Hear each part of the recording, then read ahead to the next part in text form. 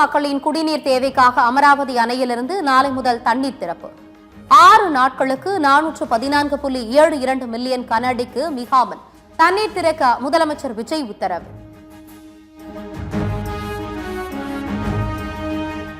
ஒரு மொழியை கற்றுக்கொள்வது ஒருபோதும் வீணாகாது என கூறி கட்டாய மும்மொழி கொள்கைக்கு தடை விதிக்க உச்சநீதிமன்றம் மறுப்பு.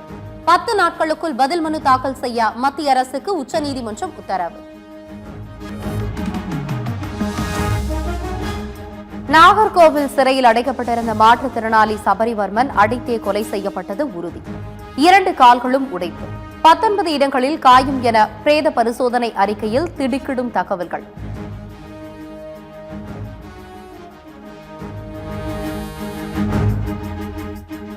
நாகர்கோவில் சிறையில் கைதி மரண விவகாரத்தில் அதிரடி திருப்பம். சிறை வார்டன் உள்ளிட்ட 3 பேரை கைது செய்து குமரி மாவட்ட காவல்துறை அதிரடி.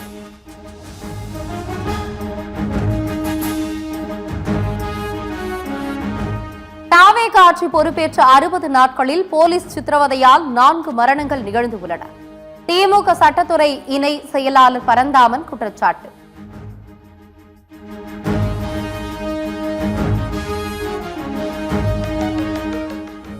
திமுக ஆட்சியில் நடந்த காவல் மரணங்களுக்கு எதிராக பேசிய விஜய் இந்த படுகொலைக்கு என்ன செய்ய போகிறார்?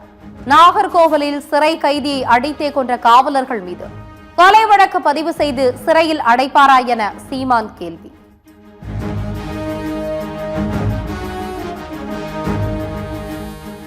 தமிழ்நாட்டில் மே மாதத்தில் இல்லாத அளவில் ஜூலை மாதத்தில் இன்று 17 இடங்களில் சதமடித்த வெயில். அதிகபட்சமாக மதுரை விமான நிலையத்தில் 109 டிகிரி பாரன்ஹீட் வெப்பம் பதிவு.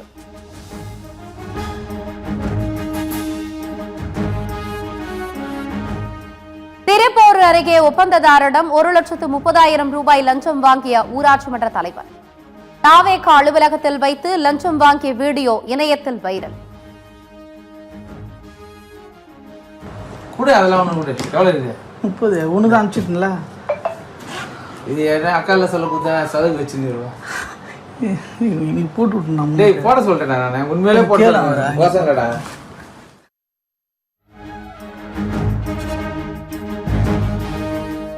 தமிழகத்தில் 2031ஆம் ஆண்டுக்குள் 20,000 பொது எலக்ட்ரிக் வாகன சார்ஜிங் நிலையங்கள் அமைக்க தமிழக அரசு முடிவு. மின்சார வாகன பயன்பாட்டை அதிகரித்தல், தனியார் முதலீடுகளை ஊக்குவிக்கும் வகையில் நடவடிக்கை.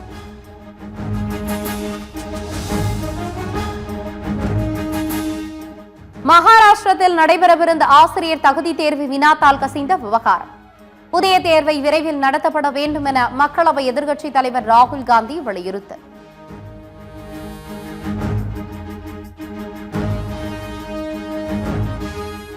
தேர்தல் பிரச்சாரத்தில் குழந்தைகளை பயன்படுத்துவது குறித்து ஆய்வு செய்ய தேர்தல் ஆணையம் முடிவு. வாக்காளர் மீது செல்வாக்கை செலுத்துவதும் ஊழல்தான் என உயர்நீதிமன்றத்தில் தேர்தல் ஆணையம் விளக்கம்.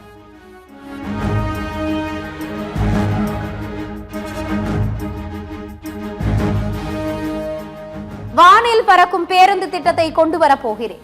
லக்னோவில் நடந்த நிகழ்ச்சியில் மத்திய அமைச்சர் நிதின் கட்கரி அறிவிப்பு.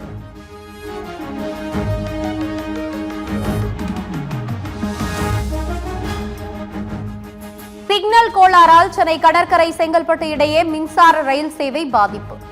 ரயில்கள் வராததால் அதிகாரிகளுடன் பயணிகள் வாக்குவாதம்.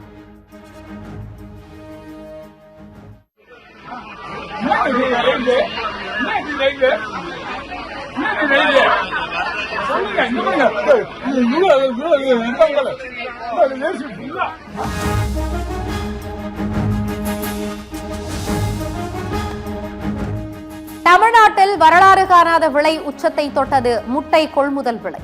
மேலும் 5 காசுகள் உயர்ந்து ஒரு முட்டையின் கொள்முதல் விலை 6 ரூபாய் 75 காசுகளாக நிர்ணயம்.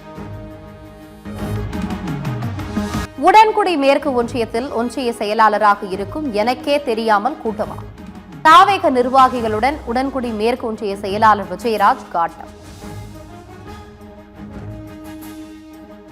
நீங்க மாவட்ட அரசியல் பண்ணுங்க, நீங்க மாவட்டத்துல அரசியல் பண்ணுங்க, தேர்தலுக்கு போட்டி வாங்க, தவறான வேலை பண்றீங்க. சரியா? என்ன ரைட்ஸ் உங்களுக்கு? நான் ஒரு ஒன்றிய செயலாளர், ஏன் ஒன்றியத்துக்கு அதிகாரத்தை மீறி நீங்க வரம்பு மீறி நிர்வாகத்துக்கு கூட்டம் கொடுக்க யார் கொடுத்தா?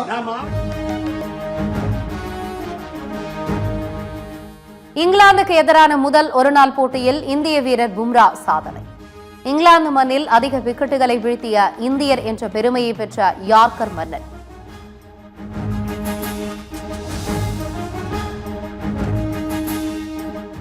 இங்கிலாந்துக்கு எதிரான ஒருநாள் தொடருடன் விடைபெறுகிறார் ரியான் டோஷே.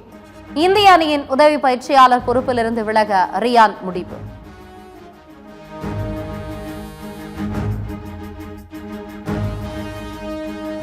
இங்கிலாந்துக்கு எதிரான ஒருநாள் போட்டியில் 259 ரன்கள் இலக்கை துரத்தும் இந்திய அணி. தொடக்க விக்கெட்டுகளை இழந்த நிலையில் நிதான ஆட்டம்.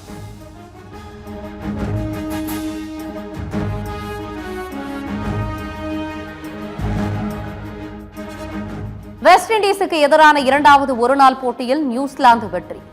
ஒருநாள் தொடரை 1-1 என்ற கணக்கில் சமன் செய்தது நியூசிலாந்து அணி.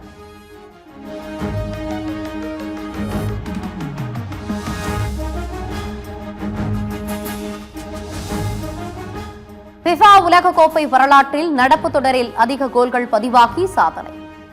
இந்த எடிஷனில் சராசரியாக 2.92 கோல்கள் அடிக்கப்பட்டிருப்பதாக ஃபிஃபா தகவல்.